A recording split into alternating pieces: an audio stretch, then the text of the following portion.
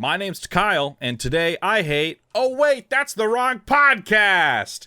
Hello, and welcome to Games That Suck, a gaming retrospective in the Shea Hates Everything podcast family. My name's Kyle. I will be your host today, and I am, of course, joined by my brother Shea. Welcome, Shea. Yes, hello. Welcome to my podcast. Whoa! That you just happened to be hosting because I didn't want to host every podcast. So just happened to be podcast host Kyle. That's me. Yep. And this podcast, default podcast host. The backup host for Games Zero That customizations. Suck. Yes, this is a series where we look back at some of gaming's worst smelling games. The stinkiest stinkers.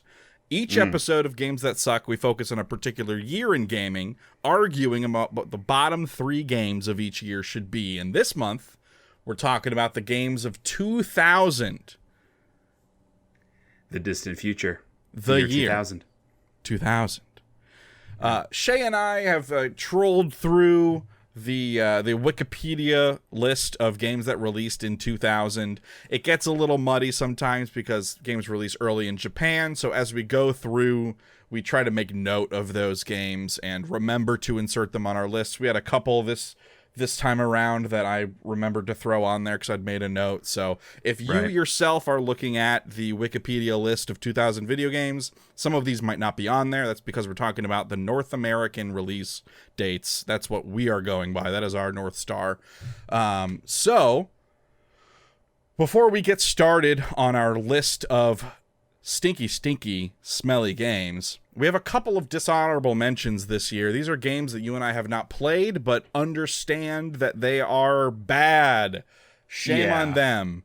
And like kind of one of the reasons, because there are many games that we haven't played that we know are bad because the gaming community at large always talks about how they're bad. Yeah. Or they're games that we randomly found online that just looked so bad that you know they are bad. The Cyberdillos of the world. Yeah. The Cyberdex of the world. Anything but cyber. Yeah, there are a couple of games that seem to that we know through osmosis are largely derided, but there also are some defenders of. Right. And we don't want to come out here hot taking or disagreeing with a consensus for a game that we've never played. So they're worth mentioning because some of you might be listening that have played these games. And you're like, wait, why didn't they talk about this game? This is why. We just haven't played it. Yeah. The first dishonorable mention for the year 2000 is The Bouncer, which is a really, really weird game. I have seen a full playthrough of The Bouncer. I don't remember a whole lot about it because it, frankly, was a little bit unremarkable in terms of the gameplay mechanics. The story is just, I remember it being super weird. Everyone is wearing Kingdom Hearts jorts. It's just the strangest fighting, I forget, I think it's full 3D, camera and everything, fighting game that's a storyline kind of progressing through, sort of an action-adventure fighting game. And I think that a big part of the reason people look back on The Bouncer so poorly is the standard for Square Enix was so high in this era that a game like The Bouncer came out and wasn't amazing, and so it kind of people maybe overreacted negatively to it compared to now, where when Square Enix announces a game you kind of assume it's going to be shitty and then you're surprised if it isn't, a la Final Fantasy VII Remake. But back then they were making pretty good games and The Bouncer wasn't necessarily one of them. Yeah, I think The Bouncer would be an early example of when Square Enix looked at one of their games and said, it just didn't sell as much as we thought it was gonna. Right. And they have not stopped saying that since. It didn't meet our expectations. The second dishonorable mention for this year is Resident Evil Survivor. We have heard that this game is bad. However, from what I have seen, I think it looks really cool, and I am compiling a collection of all the Resident Evil games physically, and I do own Resident Evil Survivor on the PlayStation 1. a beautiful looking, pristine copy of it. It's a game you can play either with a light gun or just with a controller. I assume the light gun is a much better experience, but maybe not. I will be playing it at some point, but I have not played it in time for this podcast because I'm going to be playing all the Resident Evil games in release order, and I have not secured copies of 1 and 2 yet. I have 3. I think it's 3, and then Survivor came out after 3. So I imagine Resident Evil 1 and 2 might be expensive, like they the original versions. That might be hard to track down. Yeah, so very quick aside, I was recently up in Michigan for an event, a long weekend, and I did a bunch of retro game shopping while I was up there, and I found a like pristine copy of the Resident Evil Director's Cut long box. It's like the not the jewel case, but like the long, tall kind of cardboard with a little bit of plastic. Are you familiar with those? Yeah. It was one of those. They also had like a shittier condition one underneath it. But I was very, very tempted. And then knowing my collector habits, I was like, I can't buy a long box of a PS1 game because then I'm going to start needing to collect the long boxes, and that's like that is such an unstable storage medium for a video game that I don't even want to get into it. So I passed on it. It was also $150, so a comic book collector like getting into also collecting variants of issues. Yes. Like you're opening a whole other can of worms into spending way more money than you should. Yes. Yeah, that was the right call. Yeah, I agree. I did see a copy of like a jewel copy of Director's Cut, but it was a greatest hits, and I was like, I want the black label because I'm a fucking freak. Hey, games in 2000 though. I'm gonna like take umbrage and start us off. Is that okay? Umbrage isn't the right word for that. What I just said I was gonna do. I thought you were gonna like take umbrage means like you were gonna like take offense to something, and like I thought that was just setting up like you take offense to the bad video games, which like that would have made sense. I think you meant like take initiative. Yeah, is maybe what you meant. I'm gonna take the only other initiative. thing I want to mention before we like dive into the actual list, just to set us in like a time and place. I know everybody listening to this, very specifically remembers the year 2000 and where you were and what you were doing. Oh yeah, that's sarcasm because it was fucking 25 years ago. Oof. But the biggest like touchstone thing for me. Launch of PS2, man. Yes. So you'll notice as we go through this list, we only have one. We only have one PS2 game, like that's officially a PS2 game on this list, frankly, because a lot of PS2 games when they launched were good. I think the PS2 came out in like November, maybe October, so pretty late in the year. Right. But yeah, so this is the PS1 is dying off. People are excited about the PlayStation 2. Mm-hmm. Theoretically, you would think developers are starting to figure out this 3D thing. They're not. No, it turns out all the people who had it figure out were working on the newer consoles. On PS2 games. And we were left with the dregs of the development. Very true. Development teams. So the first game we're going to talk about, we do this in alphabetical order here, folks, is 007 Racing on the PlayStation 1. This was developed by Eutechnyx. Yes, that's probably how you pronounce it. And published by EA, has a game rankings aggregate score of 55.91, which is fairly low. This is a game I have played to completion. As people who listen to the Flagship podcast know, I recently played through every single James Bond game in release order. And check out them. episode 77 of the main podcast for that. Thank you. Guess where 007 Racing ranked on that list? Second to last, if I remember correctly. This is a piece of shit game. I despised so I will say the only reason I got through it is because I was emulating it and I was able to do save states. Otherwise, I do not know if I would have actually beaten this game. It is hideous. It controls terribly. It's a driving game, obviously, but it's not actually racing. Despite the title, it's a bunch of like Bond missions that take place while you are driving. There's actually, there might only be one mission where it's an actual race, That's crazy. Which is pretty stupid.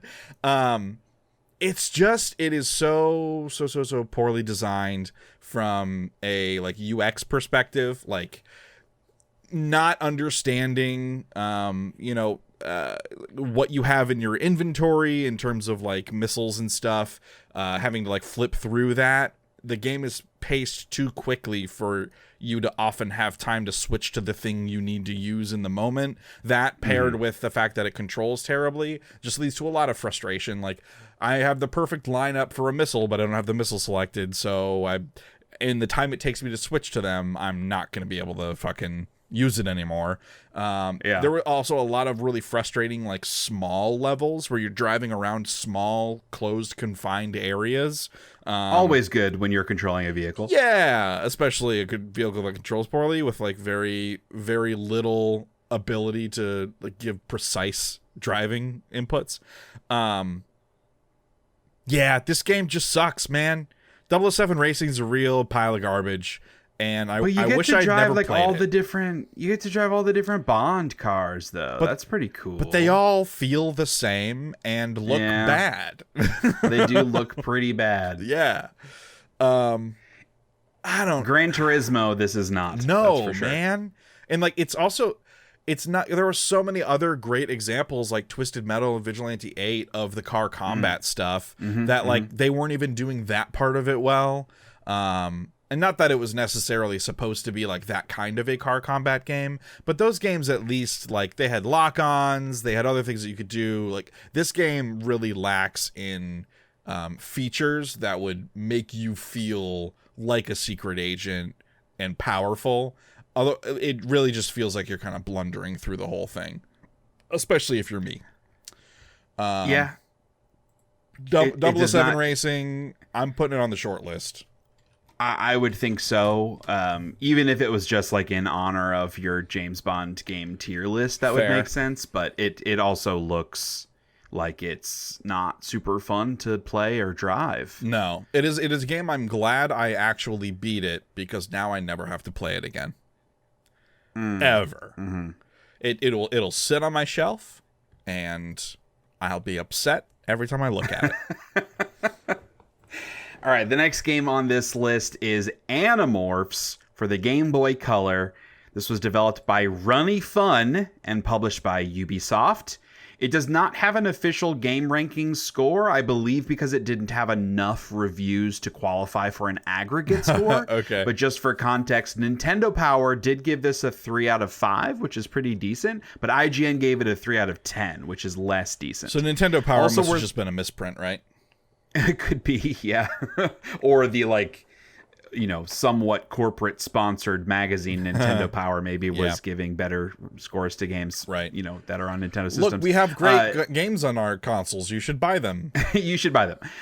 There was another Animorphs game that came out in 2000 that for like the PS1 that I have not played that apparently is also horrendous. Okay. But this is the Game Boy Color game.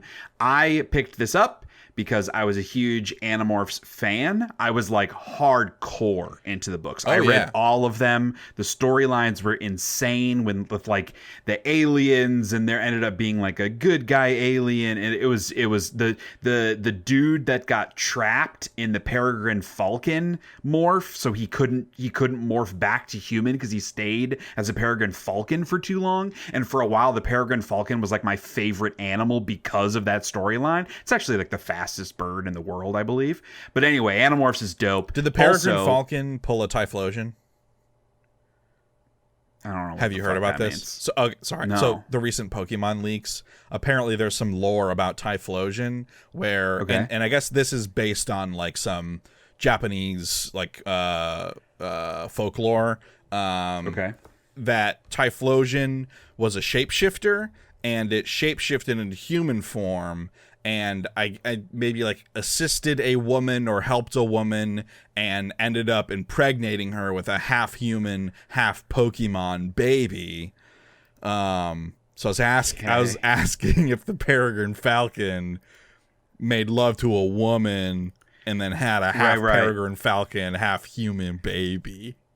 Yeah, I don't think that happened. Also, there's probably a fanfic of that. Editor's note, so Kyle, since you're editing this episode, edit that out. Edit that part out. Also, remove it from my knowledge, please. Thank you. But yeah, Animorphs. I loved Animorphs. And ironically, since it is related, I also loved Pokemon. Right. And this Animorphs game is like a straight up Pokemon clone. Right. But it was like made by your crackhead uncle in like the back of his camper. This game is so ugly. Like it looks like an 80s PC game, but it's on the Game Boy Color. Right. It looks so much worse than Pokemon on the original Game Boy, which came out like 5 years earlier. It's terrible. It is extremely uninteresting. Basically, the way that it works, you play as like whatever character, I don't remember her name, and you're navigating around these extremely barren wooded environments. And there's some random battles. There are also some, like, if you run up to an animal, you end up fighting it. And the way the combat works is you pick an animal to morph into from your roster of animals, which I think you're collecting throughout the game. Yeah. And each animal has a different move set, and it's very like Pokemon. It's rock, paper, scissors, where you have different types of attacks as each thing, and there's, you know, strengths and weaknesses.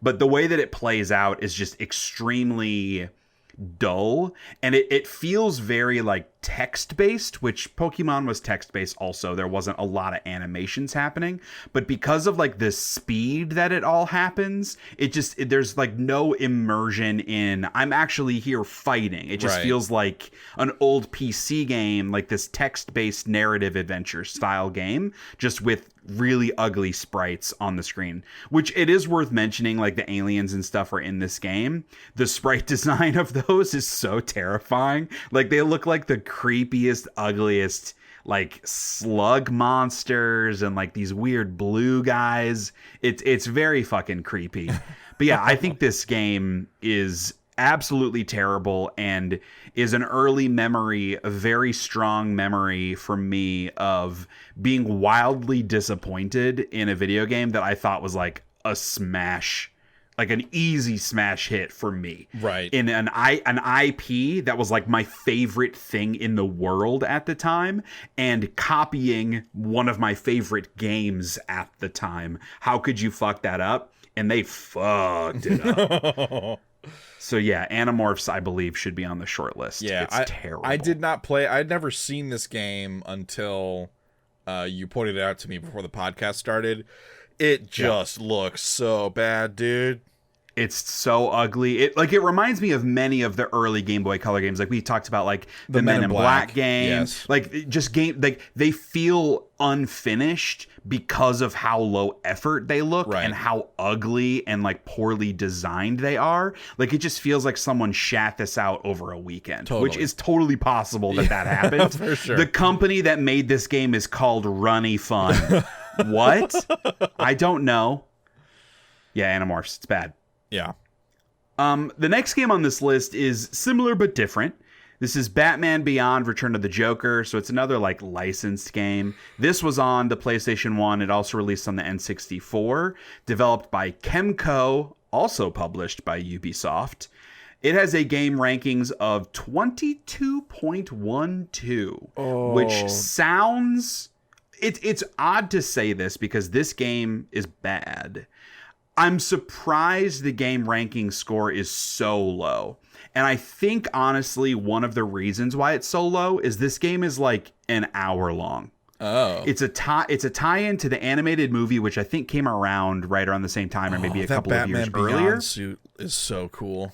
It's so sick. It's awesome. And so this is like a movie tie-in game. I think it's like a sequel maybe to the movie. I don't recall specifically in the story. But it's so short that makes it feel like a scam. I was watching some YouTube gameplay just for fun to refresh my memory and scrolling down to the comments. And a lot of the comments were like, I remember playing this as a kid and feeling like I had been so fucking gypped, like paying full price for a game that I beat in an hour. Yeah. It's crazy. So yeah, I think that might have contributed to like the aggressively low scores because this game does suck. It isn't like Animorphs is so much worse than this game. Very different style of games.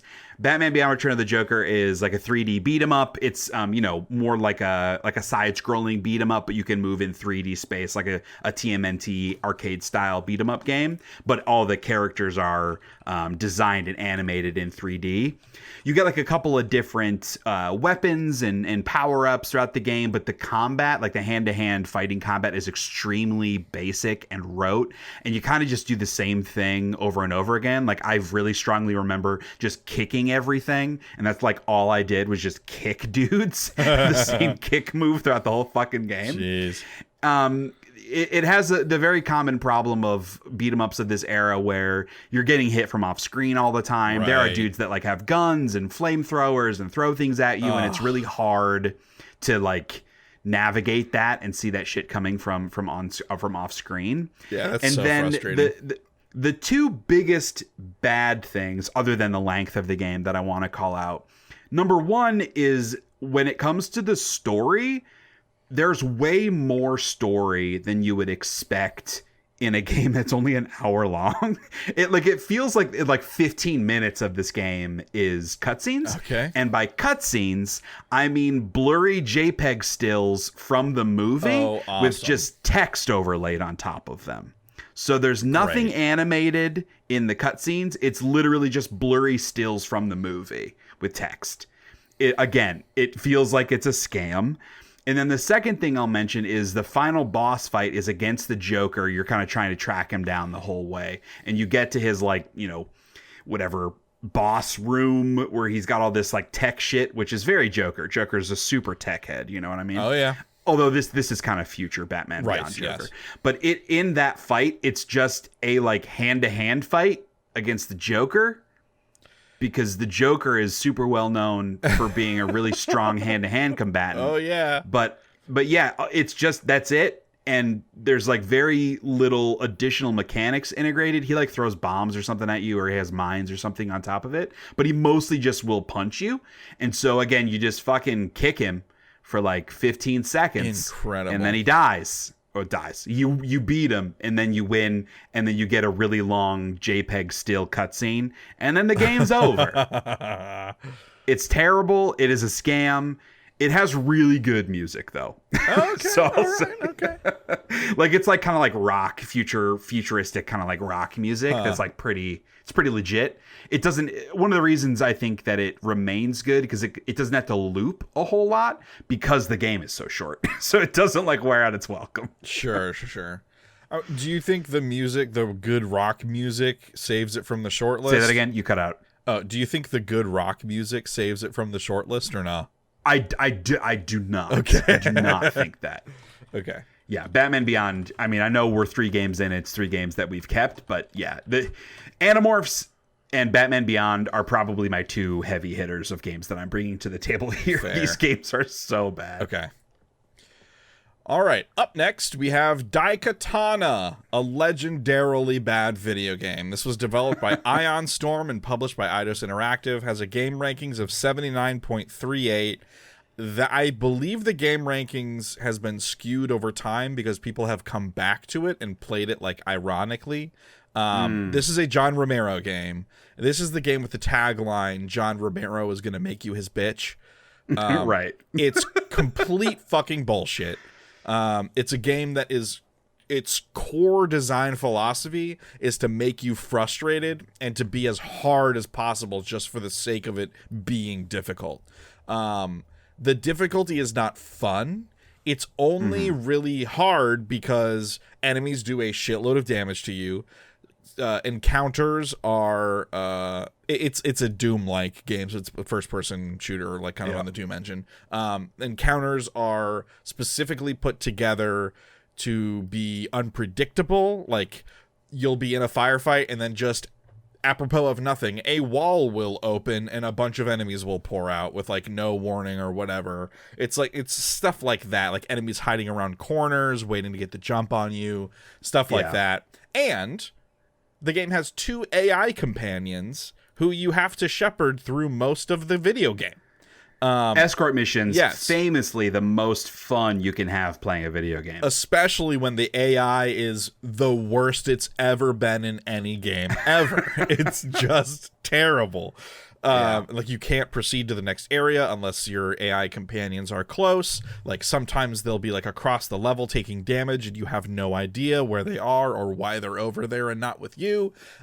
It's just a horrible, horrible, awful time. And the game, when you go to like save and exit, will like taunt you as if like, oh, you're too afraid, you can't hack it and stick with it or whatever. It's like, nah, bro, I have a fucking life to live, John. We're in the year 2000 now. Like the edgy 90s shit doesn't play anymore. Oh, it still did for John Romero. Let me tell you that much. He certainly thought it did.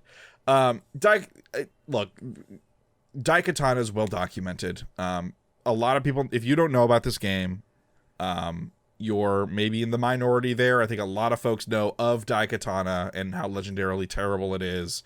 I think this is a shoe-in for the shortlist. I would agree. I have watched it to completion. I have not had the displeasure of putting my hands on it myself, although I've played enough Doom and Quake to know how it feels. Yeah, I've played some of Daikatana. Mostly I've watched a friend play it back in my like Unreal 2004 days. He showed me some Daikatana, and I didn't really want to play that much of it. No one does. Next is Galerians on the PlayStation. This was developed by Polygon Magic and published by Crave Entertainment with a game rankings aggregate score of 68.33. This is a game that was, I believe, ported to the Western, to the US. It's a survival horror game, but it's very, very anime. It actually, like, a lot of the character designs, if you look up kind of images of, like, the CG cutscenes and stuff, it's very original Xenosaga in the art style. Like, the main guy you play as looks a lot like Junior from Xenosaga. You have, like, so it's a survival horror game, but you have these, like, psychic powers that you use to solve puzzles and also engage in the combat. However, your ability to use those powers is governed by consumables that are called PPECs, or psychic power enhancement chemicals. And the different chemicals correspond to different abilities, but the game doesn't really give you you have to kind of figure out through playing the game which chemicals give you what abilities. And also the abilities don't really have names. It's because like you're newly awakened to these psychic powers. So the game's like kind of narratively having the player go along that journey of discovery with the character. It just doesn't make for a fun gameplay experience because you have a finite number of uses for these abilities, some of which you need to progress in the game because they're consumable based and there are a finite number of consumables. So you're really encouraged to avoid combat because you don't want to be using your abilities all that often.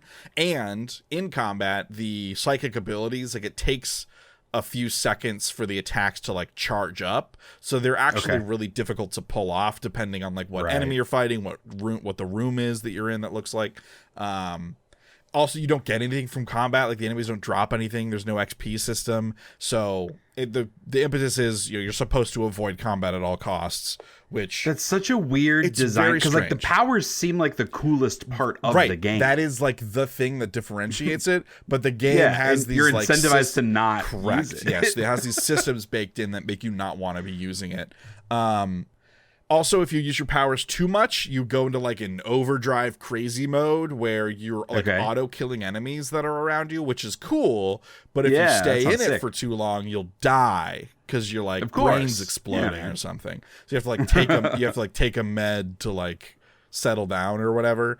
The one thing I'll say in its favor is that like it's at least interesting, and the pre-rendered backgrounds, like the environments that they have, because it's 3D characters moving around on pre-rendered backgrounds, those are actually really well rendered and like interestingly designed and stuff. But a lot of the game does kind of have like a laboratory theme to it. There are other locations and stuff that you go to, but you do spend a lot of your time in these like labs and buildings and stuff. But the environments are pretty well realized in term, like especially when compared to other pre-rendered backgrounds of the period.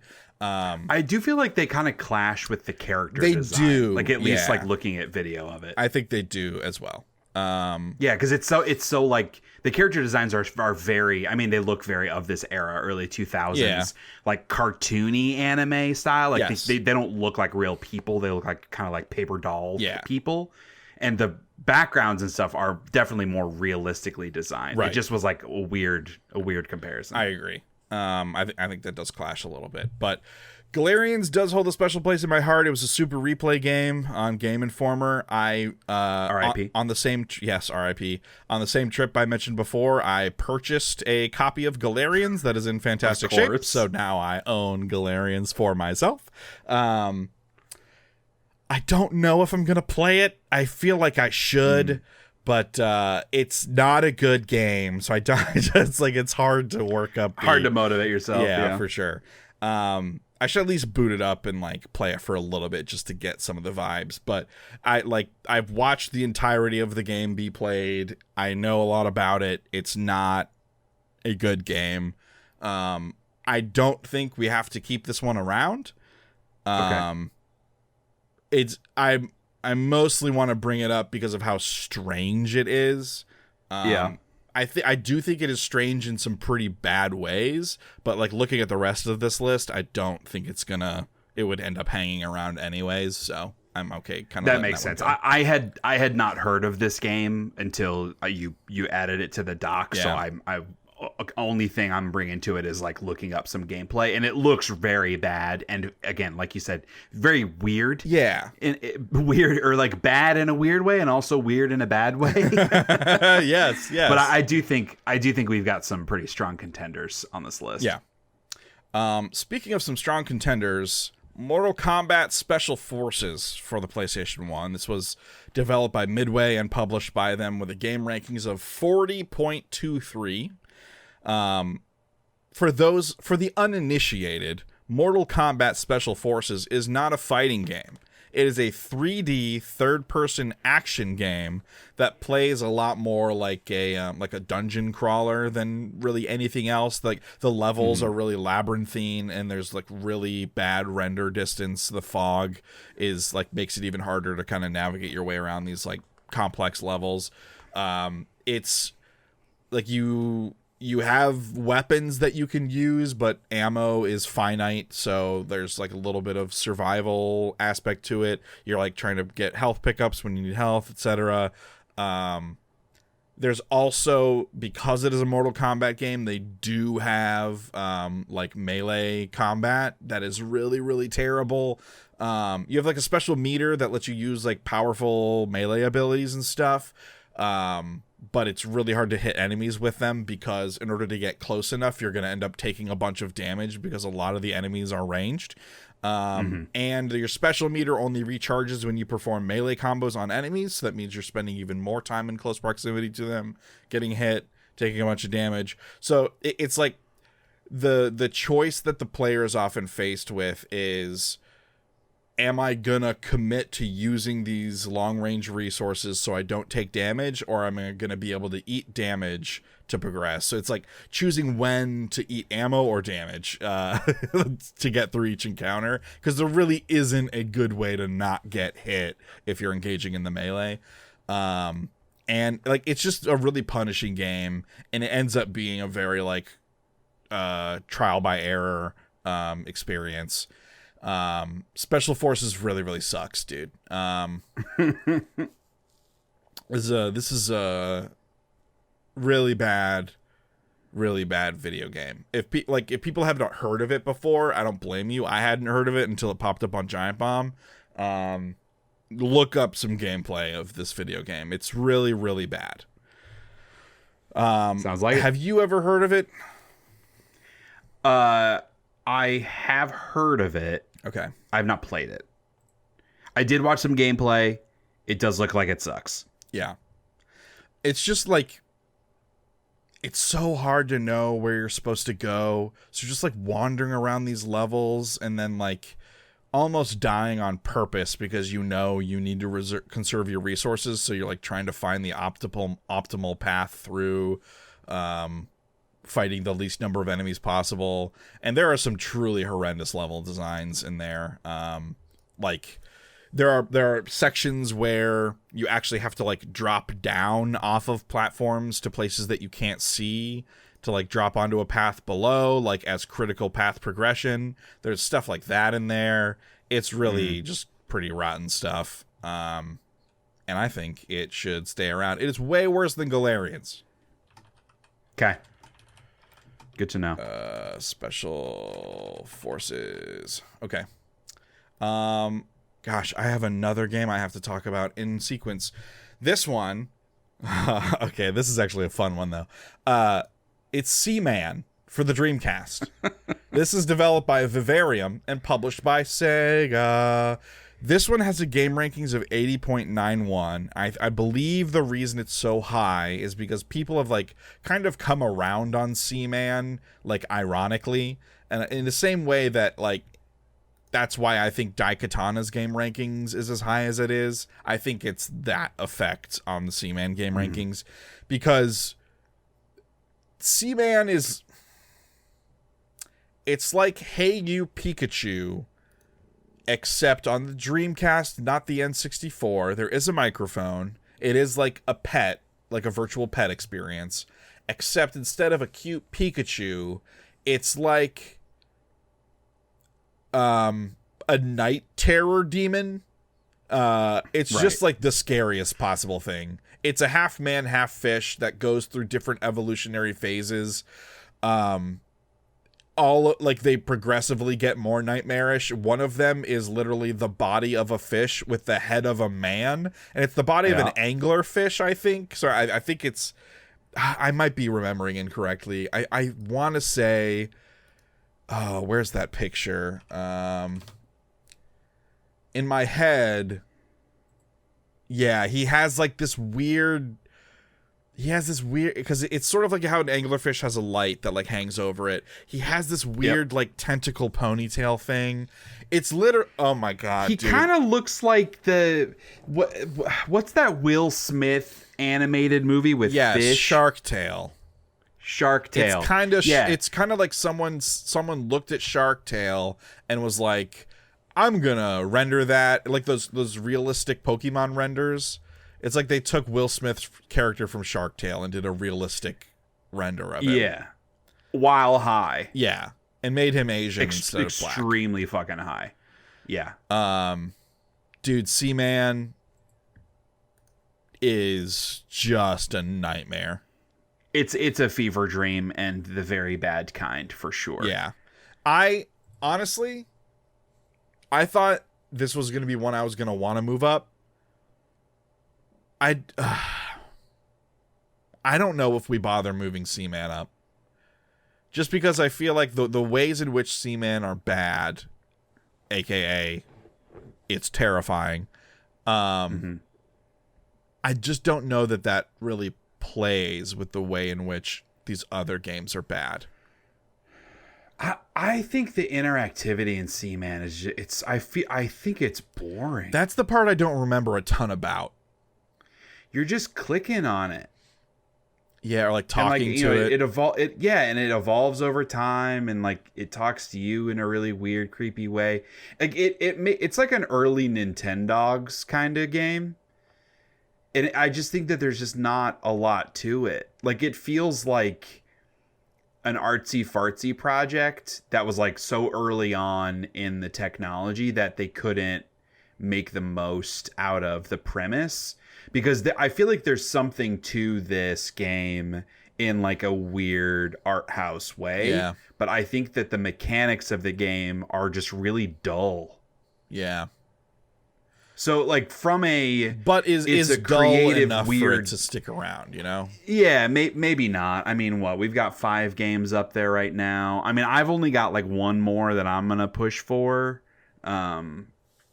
But yeah, I mean, if you're not passionate about it, we've got plenty of others. I mean, Seaman scares me in a way that few things do.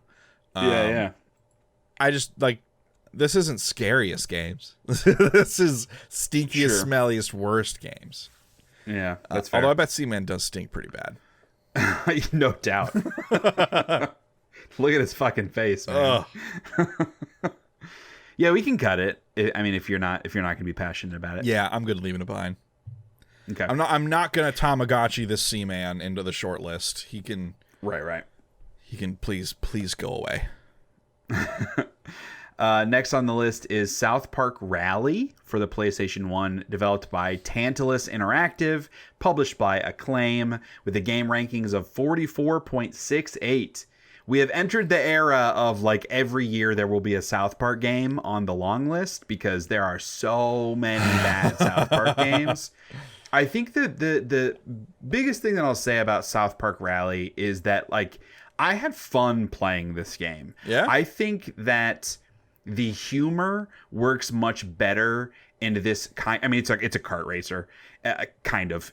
Some of the levels are like actual racing. Some of the levels you have other types of mission objectives, like you need to shoot a particular racer. Like there's one that takes place in like I think like in the quote unquote story is hell sort of taking over South Park, and there's one where you're jumping over lava and you have to like take down Satan as the racer. Okay, it's not about like getting to the end first; it's about taking the car out. But I think like the humor works well in this style of game because it's just like quips. There isn't really a story and there isn't like a ton of back and forth. It's just the racers like shouting catchphrases at each other. Okay. And a lot of the humor is in like the power-ups you get. Like, there's a speed boost from one of the power-ups that's like a taco fart speed boost. Hell yeah. You can throw like water balloons that have a big AoE. You can launch like a hooker after another car and she like shouts at him that they owe her money. Like it's that kind of stuff. It's very weird. There's the little like Christmas elves. Like they're like there's like a homing missile Christmas elf guy. And that shit's just like it's fun and it's funny compared to a game like the South Park 64 game, the first person shooter game, where it felt very barren and the quips felt kind of like desperate, like trying to get you to care and be remember interesting. It's a South Park game. Yeah, it like more naturally flows into the kind of game that this is. Okay. That being said, the actual racing is horrendously bad. It's very floaty and slidey with really imprecise controls. I would put it in a category with like Chocobo racing that we talked about from a couple of years ago. It like the racing just feels really bad. The design of the levels is very bland. It's a lot of snowy hills in South Park with some like volcano activity happening around the outer parts of it. It's just like there's not a ton of inventiveness in the actual racetracks that you're running around. Sure. I don't think, because I have some fond memories of this game, despite it being objectively bad, I don't think that it belongs. Okay. I'm looking at this gameplay video you have linked. How could anyone play this? It's extremely bad. The controls are so bad. Second. Yes. Oh yeah, I didn't even mention that. Like the frame rate is horrendous. The UI elements are like they're all over the place. Worst clip art. Like yep. The map. The racers on the map are just like these arrows with these squares next to them. Like even like the power-ups are just like floating colored blocks, like a purple block or a red block. It just feels unfinished. And it's kind of like randomized. It does. It's very low effort, which Matt and Trey have always admitted that this era of South Park games, they were just like, they said yes to everything because they got money from the licensing. Right. And it was a bunch of people making really shitty games, which is why they stopped making South Park games for a while. This game is absolutely terrible, but I did have some fun with it, which is more than I can say for like any of the other games that I'm recommending on this list. So for that reason, I personally wouldn't continue on with it. Okay. I mean, I fought hard for some other South Park games, and I don't think South Park Rally is better than like South Park 64, for example. I don't think maybe it's better, but they're both so bad that it's kind of a useless exercise. But I didn't have any fun with South Park 64. I had fun with South Park Rally in my own way. Okay. Next is The Mummy on PlayStation 1, tie-in to the movie. This was developed by Rebellion Developments and published by Konami with a game rankings of 54.54. This is sort of like a Tomb Raider clone of like the early Tomb Raider games. It's got the tank controls. It's not as obtuse of tank controls as the Tomb Raider games, but it still has some of that, like, you can't... It's a 3D game, sort of not a dungeon crawler, but like a, you're mostly in like pyramids and burial sites and all that sort of thing. But like, you run and you have to turn the camera to then run in a different direction. It's not full 3D movement. This was a weird one. I was a big fan of the Mummy movie, big fan of Brendan Fraser in that movie.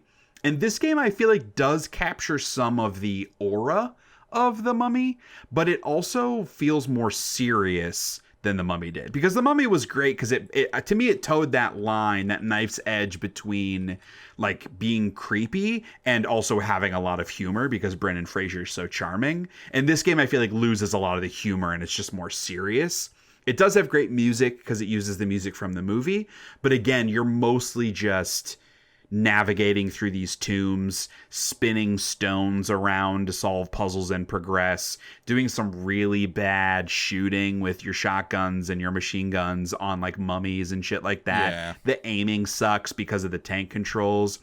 And it does create a very creepy vibe, because I mentioned like the music is good. The music isn't in this game very often, which is kind of a recurring theme for a lot of games in this era. Yeah. There's a lot of silence when you're playing this game, which makes it kind of creepy, but I don't think that was the intent. No. I think just from a licensing perspective, they just couldn't or wouldn't use the music throughout the whole game. So yeah, it's definitely bad. It's not... No, it is. It's definitely bad. There's not really anything redeeming about this game. And it was a bummer as a lover of the movie to play a game like this that didn't really capture the like energy of what I loved about the movie. Yeah. And also Brendan Fraser's character, the way he moves in this game, it looks like he pooped his pants and he's like trying to run. Go look up gameplay and you'll see what I mean immediately. I don't know that I would push this. This is the one game of my remaining ones that I would say like maybe belongs. I just don't know. I don't know. I wouldn't push for it over Animorphs or Batman Beyond for sure. So maybe we should cut it at this point. Sure. Wow, you're right. He really does look like he has poop in his pants. Yeah, man. He's carrying a poopy in his pants. Why does he move like that? I've got a 3-year-old. I'm used to seeing kids run with poop in their pants, and that's what he looks like. That's awesome.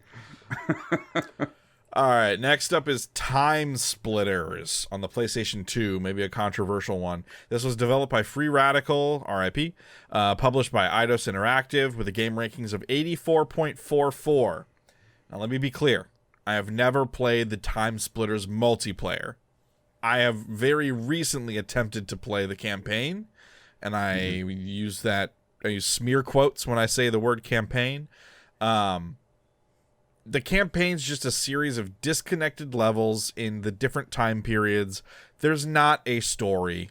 It feels like ass to play. It looks like ass. And mechanically, it's like as shallow as a first-person shooter can possibly be. Like, it is so boring and unfun to play. I couldn't... Yeah, it's got there that, are only like... a handful of levels, and I couldn't get myself to play through it. It has the GoldenEye aiming, moving problem where like you can aim while moving, but also you can do like the fine aim. And it's just like that stuff. It was never good, I feel like, but we kind of accepted it because that's what first person shooters did at that time. Post, like, if you weren't doing Doom, you were doing this. And it wasn't good, but I feel like it's aged even more poorly than it was at the time. So I think that there's some of that too, like the rose-tinted glasses. I did play a good amount of the multiplayer in this with friends. I've played bits and pieces of the single player, which that's kind of all there is bits and pieces. Yeah, I have not played all of the single player, but I did have fun with the multiplayer. It's not GoldenEye, but I did have fun with it. Part of the really frustrating thing in the single player is that enemies basically never miss. So and because it controls so badly, you're often missing or like trying to dial in shots with the manual aiming. You're just getting hit all the time. You die really fast. Yeah, it's pretty miserable. It's just not a fun time. But I do recognize that a lot of folks had a great time with the multiplayer, so I'm not going to say it needs to move up. I just wanted to say my piece about that campaign because, like, having played it within the last few months, it was just a really nasty, bad time. Yeah, I do think that the next game was, people like that game much better. So I think it's actually like people like the second one better, but I think I would like Future Perfect, I think is the third one. I think I would like that one better because that one actually has a campaign. I think the second one single player is also just like a bunch of random levels. I believe without a story. True. The third one actually had like a campaign. I do want to give that one a shot. All right. Last game on the list. I mentioned this when I talked about The Mummy, but it is Tomb Raider Chronicles. This is the 5th mainline Tomb Raider game. Maybe the 5th one, but I know there were like also Game Boy Color games or something. This is the PlayStation 1 game developed by Core Design, published by Eidos Interactive as well. This has a game rankings of 60.24. I think the part of the problem with Tomb Raider Chronicles is the time period in which it came out. This was end of PlayStation 1 life cycle, right before the PS2 was launching. The 4th Tomb Raider game, which name is escaping me right now, because the first 3 games were just 1, 2, and 3, and then the 4th one was the first one to have a subtitle. That game people liked. That team went on to make the next Tomb Raider game because they jumped to PlayStation 2. Tomb Raider Chronicles was put out because the series was so popular that they were like, hey, we need another Tomb Raider game before the PS2 one is ready. Let's use a bunch of the leftover assets and story and levels that were scrapped from the 4th Tomb Raider game. Okay. And that, I think, is part of the problem because it feels very disjointed. Like, every level feels super different and like you're doing a completely different thing. There's like a very Metal Gear Solid in the winter snow environment level. There is a very like Mission Impossible, crawling through like shafts in a laboratory wearing a skin tight black leather suit level. It's just very weird. There's also not, I feel like there isn't as much gameplay. Like, there's very little shooting in this game. It feels more espionage, sneaking around with a couple of light puzzles, but it's a lot of just like running and sneaking around and not really doing much. Sure. And the story is also super disjointed, I think, because of the slapdash nature of it. This game, I mean, this is the era where Tomb Raider like super fell off. This was the last Tomb Raider game I played before I started skipping them. The PS2 one I know people also don't like, but at least it was like PS2 and it felt more advanced versus this felt like sort of a, this had the hardcore tank controls, which are just abhorrently bad. But yeah, I think that, again, like the music is super barren. It's a lot of like running around, and especially in the indoor environments, just like the clanking of her shoes with like no other sound in the game. It just makes it feel so boring and lifeless because it is, because you're not doing anything. But the designs of the outfits for Laura, like they knew what they were doing, man. Like the backless leather skin tight suit with this like horribly proportioned polygonal character. It was so desperate and cringy. But yeah, I while I believe this is one of the worst Tomb Raider games that I have played, I know there are many others that people would probably argue are worse. I don't think it's bad enough to make the list. Like, I think The Mummy is worse than Tomb Raider Chronicles, and so I think they're both. I don't think either of them should necessarily be in the top 3. Sure. Yeah, I think that's fair. I do wonder, like, playing them controls wise, did they ever end up refining any of that stuff throughout the PS1 entries, or?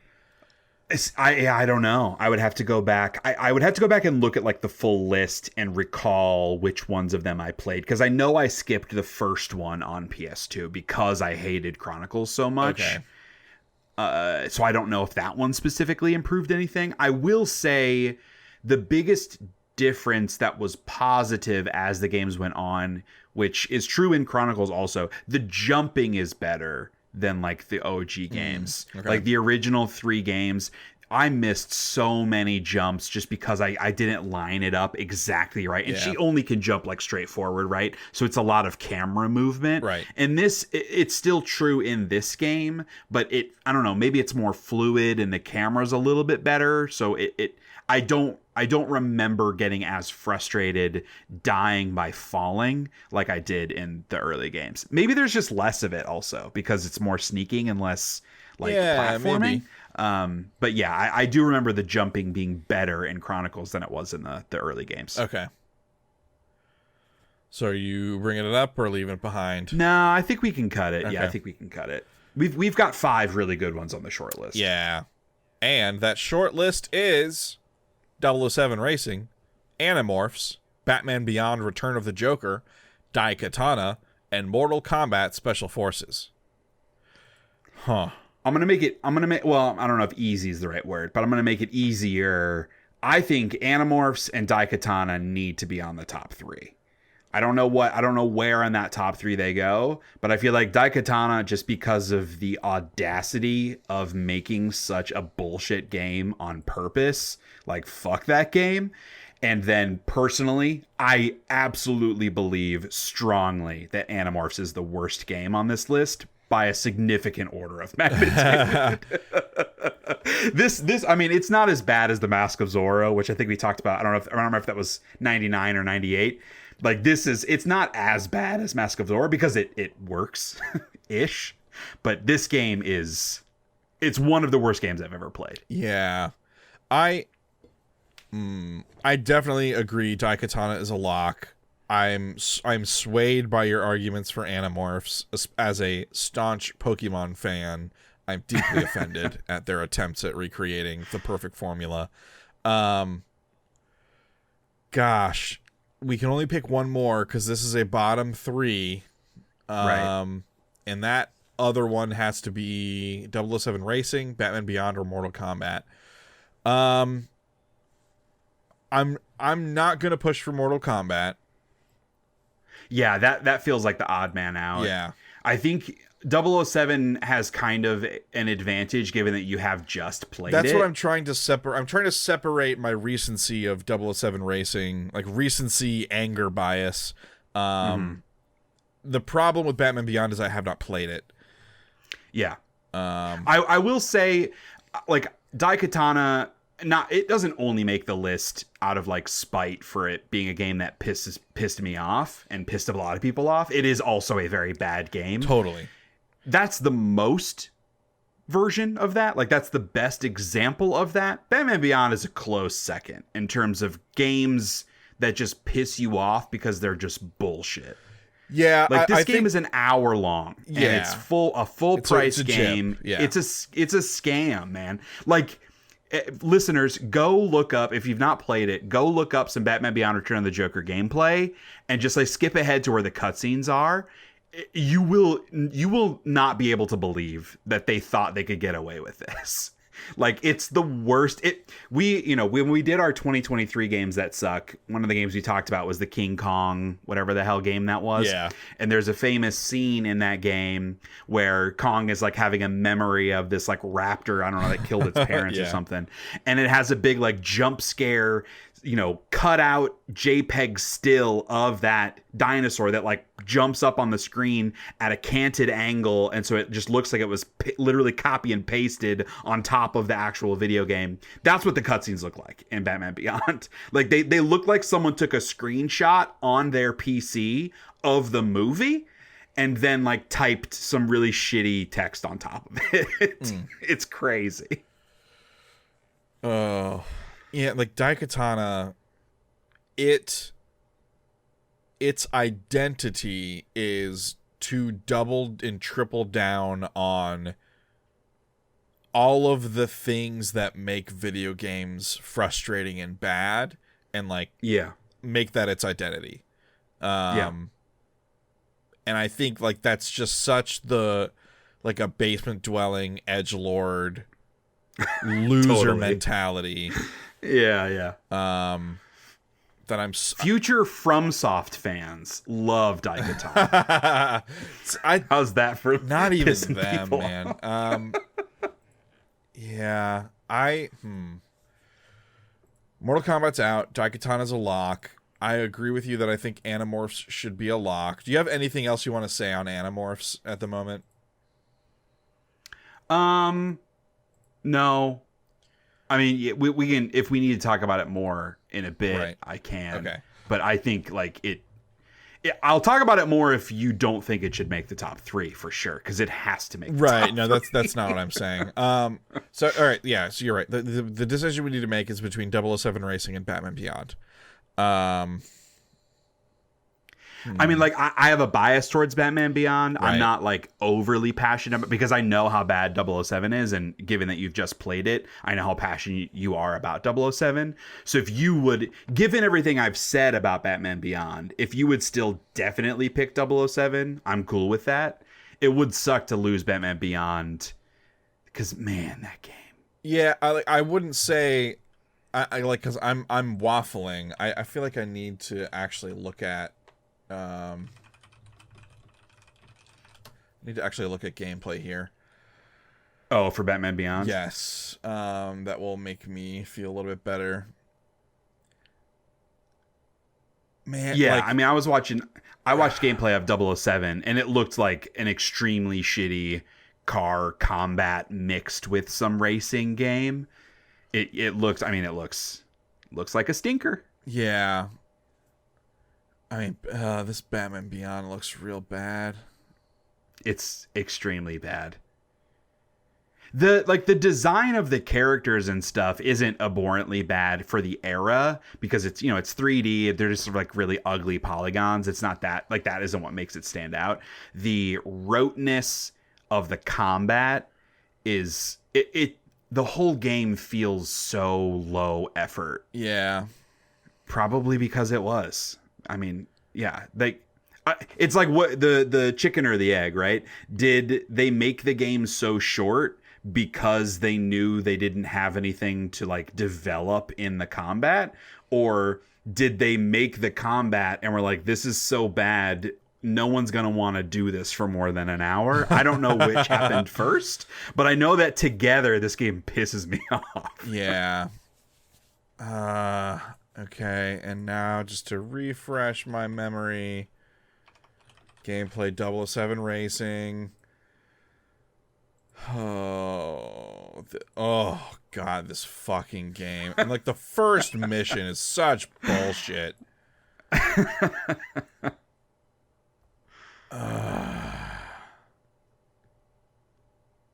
Batman Beyond is the lowest game rankings on here by a lot. It is. It's so interesting because, like, I think it's too low. This game pisses me off. A 22 is so low. Yeah. Like, I know it didn't qualify because they didn't have enough actual scores, but like that's like Elf Bowling levels of score. Yeah. It's like, I just have to imagine like everybody was pissed off by this game because it's a scam. It's immoral to charge full price for a game that's an hour long, where like a third of it is shitty stills from a movie. Yeah, like that's kind of where I'm falling down on. Like seeing them both in action, somehow Batman Beyond is worse. Would you cut Daikatana to keep 007? No, I would not. Okay. So I think we have our answer then. I think we have our 3, which is Animorphs, Batman Beyond, and Daikatana. Now we need to order them. Yeah. Oh, vey. I think Batman Beyond belongs at 3 because I think the winner is either Animorphs or Daikatana. And Animorphs, like, I'm just gonna say, Animorphs is the worst game on this list for sure. But Daikatana is the biggest game on this list, and in a lot of ways it makes it the worst, if that tracks. Sure. Like the anticipation and the creative effort and the budget behind that game, it's the most disappointing for sure. I disagree. Well, remember, this is our list, not like the gaming public in general. Yeah. So I wouldn't say that I am talking about the Daikatana gaming was public. like super disappointing to us, right? But I do know Animorphs was super disappointing to you. Yes, and so I was speaking generally for gamers. Right. Daikatana was a hugely disappointing game. Yeah. Because of the creatives behind it, because of the budget and all the marketing and all that shit. It was cringy how bad it was, given how John Romero and others were talking about it before it came out. Right. But you're right. For us, it wasn't disappointing because we didn't really care about that part of it. Right. To us, it's just a shitty video game. Yeah. And yes, Animorphs was definitely more disappointing for me. Yes, yeah. Like, I am not, I do not have an attachment to Doom or Quake or like that engine really, or certainly not the IP of Daikatana, or even kind of John Romero as a designer. So like my problems with Daikatana are like from a philosophical perspective, of like the attitude you have to have, the outlook, and the assholery to like look at what do people not like in games. I'm gonna make a game that's all about those things because fuck those people. Like, they don't know how hard it is to make a game. Like, that kind of fucking attitude is just so unhelpful and shitty. That's the stuff that I hate about Daikatana. I do not have a personal vendetta against it the way that you do for Animorphs. Yeah, that's fair. It's like the stuff around the edges of Daikatana we're more passionate about than the actual badness of the game. Right. And it's a sliding scale because it is definitely a bad game. Yes. But you're right. Like, when I think, like, the parts about Daikatana that make me mad are the stuff around the fringes of it. Yeah. John Romero and the marketing and just like the idea behind it. That's what makes me mad. When I think about what makes me mad about Animorphs, it's the video game. Yep. It's just a horrendously bad video game. Yeah. So I think Animorphs takes it. Yeah. And then Daikatana's are number 2. Yeah. That feels good to me, obviously. But yeah, I think, like I said, objectively, Animorphs is the worst game on this list. Doesn't mean it needed to win, but that it does have that going for it in this race. All right. Our bottom 3 video games of 2000, the games that suck the most in the number 3 slot is Batman Beyond: Return of the Joker.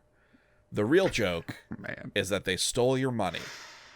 Number 2, Daikatana. John Romero's gonna make you really annoyed. Yep. And number 1, Animorphs. Too bad you couldn't morph into a good video game. Awesome. Just like a fucking rat. You turn into a rat. You can fight like a raccoon as a rat in this game. It's so stupid and terrible. Oh, why do video games do this sometimes? There are so many good examples of video games. Why are people still bad at them? Yeah. The good games, like our Game of the Year list for 2000 is going to be fun. There are a lot of really good video games that came out in the year 2000. It's going to be a hard episode. I was going through that list. There's a ton of games. There's a lot. Shea, thanks for going on this journey with me. I appreciate it. Yeah. I got mad. I feel like I got mad in this one. All 3 of these games made me mad. I got a little upset about Daikatana. Got mad remembering Seaman. More afraid than anything. Nightmares tonight. Yeah, I'm not going to sleep. Thank God it's a weekend. I'll just stay up all night to avoid the night terror, half awake Seaman at the foot of my bed. Sleep paralysis Seaman. Yes, sleep paralysis demon. That's what I was trying to think of, not night terror. I was thinking of sleep paralysis. Yeah. Oh, the Seaman slithering on your chest, holding you down. Hey, you. It's like talking to you in like a normal person voice, like in the game. Stop. Hey, thanks for listening, folks at home. You can find the Shea Hates Everything podcast wherever you engage with your podcasts. Please subscribe. Please, God, subscribe. Leave a rating or a review. Tell your friends. That's the biggest thing we can ask of you, is if you like this stupid content that we do with our stupid mouths and our even stupider brains, tell your friends. Anyone else who likes stupid stuff, come on down. We roll in it here. We're like pigs in the muck with stupid stuff. Next episode of the flagship podcast, where we have a grand old time every week, that's going to be posted on every month. That's, dude, I find a new way to fuck that up every time. It's incredible. And that one's not actually on purpose. That's why you're the default host. Yeah. You don't have any, like, you haven't leveled up yet. You haven't customized your character. You're a level 1 host. The beta branch host. That's going to be released on November 4th. My Lord. I swear to God, November 4th. Look for it. If you subscribe, you won't have to worry about Kyle fucking up telling you what date to check. Yeah. Just subscribe to the podcast and then you'll automatically download it. It'll pop up for you on November 4th. I promise. Unless something catastrophic And on the happens. 18th will be games that don't suck from the year 2000. Yes. Which I'm sure will be very highly contentious. Yeah. Where we'll do a top 5 games that came out. Methinks that's going to be a longer episode. Yeah. And then even more fun after that, come December, worst games of 2024. January, best games of 2024. Hell yeah. Those are also going to be really tough episodes. Yeah. Very fun. This has been a pretty good year. Yeah. But again, thank you, everybody. I love you guys so much. You make this all worth it. Otherwise, I wouldn't talk to my brother ever. That's not true. A little last parting note.